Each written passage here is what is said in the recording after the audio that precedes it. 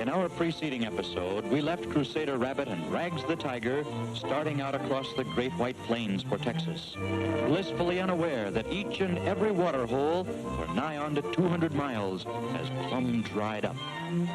Dustiest bunch of water holes I ever saw. Oh, yes. This gruesome character is known as Vernon the Vulture. He's planning a little dinner party with Crusader and Rags as the main course. But come, let us see how our two stalwart friends are making out today. Uh-oh. This doesn't look so good. Could it be that our powerful chum Rags is tiring? Yeah, it could be. Uh-oh.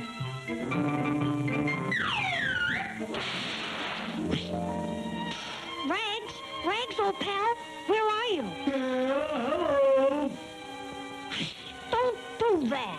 Although they had discarded everything but the bare essentials for survival, still the strain of the journey began to tell on our two brave compatriots.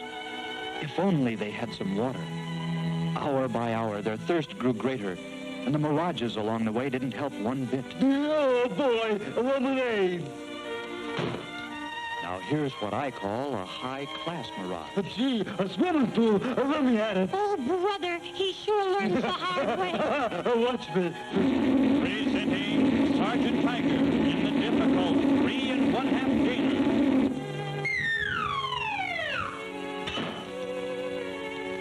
Poor old Tiger wouldn't last long at this rate. So as soon as Rags regained consciousness, Crusader gave him a full scientific explanation of mirages. You see, a mirage is something that when you see it one place, you really only think you see it, because it's really someplace you can't see. See? So it's foolish to waste your energy chasing something you think you see when you really only... And so the two travelers expended their last bit of strength. This, of course, played right into the hands of Vernon the Vulture, who seemed very anxious to have our friends for dinner.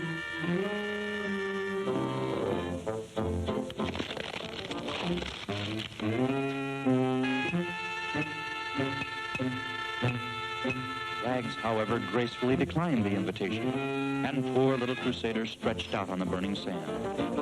Could this be the end of his campaign against the Lone Star State? The end before his two-man army had even reached the Texas border? But I wouldn't give right now for a nice snowstorm. Say now, that's what I call service. Snow in the desert. Snow. Well, maybe it isn't snow, but it's a reasonably accurate facsimile.